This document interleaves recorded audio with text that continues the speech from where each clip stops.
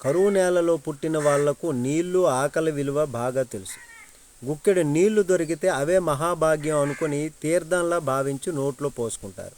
మరి కరువులంటే రాయలసీమే ప్రధానంగా గుర్తొస్తుంది. రాయలసీమ నుంచి కరువును పారదోలేందుకు దివంగత ముఖ్యమంత్రులు వైఎస్ రాజశేఖర రెడ్డి గారు శక్తి వంచన లేకుండా, అలాగే ఎన్టీఆర్ గారు కొద్దో గొప్ప కృషి చేసినటువంటి సందర్భం తెలుసు. మరి కానీ అందరికంటే ఎక్కువగా సీఎం సీట్లో కూర్చున్నటువంటి చంద్రబాబు గారు మాత్రం ఎందుకనో కరువు నేలకు సాగు తాగునీళ్లు అందించాలన్నటువంటి ఆలోచన చేయడం లేదంటున్నారు ప్రజలు.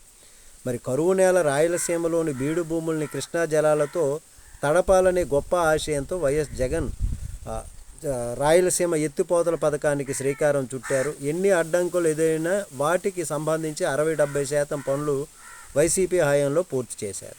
అయితే ఆ తర్వాత వచ్చినటువంటి కూటమి సర్కారు దాన్ని కొనసాగించలేదు. తాను కోరడం వల్లే చంద్రబాబు రాయలసీమ ఎత్తిపోతల పథకం పనుల్ని నిలిపేశారని తెలంగాణ సీఎం రేవంత్ రెడ్డి చావు కబురు చల్లగా చెప్పారు.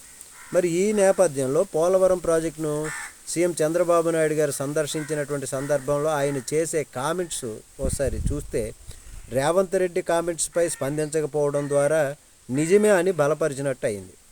మరోవైపు రాయలసీమ లిఫ్ట్ ఇరిగేషన్ పైన చంద్రబాబు అనుచిత కామెంట్స్ చేశారు. చంద్రబాబు ఏమన్నారంటే, రాయలసీమ లిఫ్ట్ ఇరిగేషన్ గురించి మాట్లాడుతున్నారు, 20 టీఎంసీల నీళ్లు దాంతో ఏమవుతుంది అని చంద్రబాబు ఆగ్రహంతో ప్రశ్నించారు.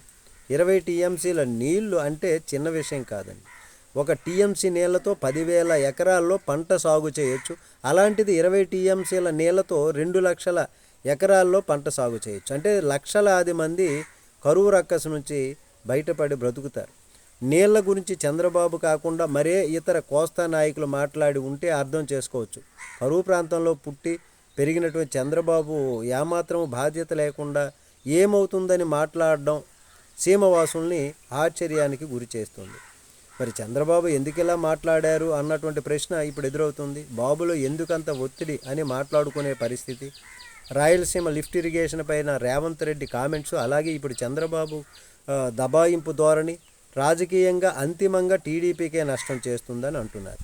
మరి దాని నుంచి బయటపడడానికి ఏం చేయాలో ఆలోచించడానికి బదులు అగ్గికి ఆద్యం పోసినట్టు చంద్రబాబు గారు అనుచిత కామెంట్స్ చేయడం సర్వత్రా విమర్శలకు దారితీస్తుంది.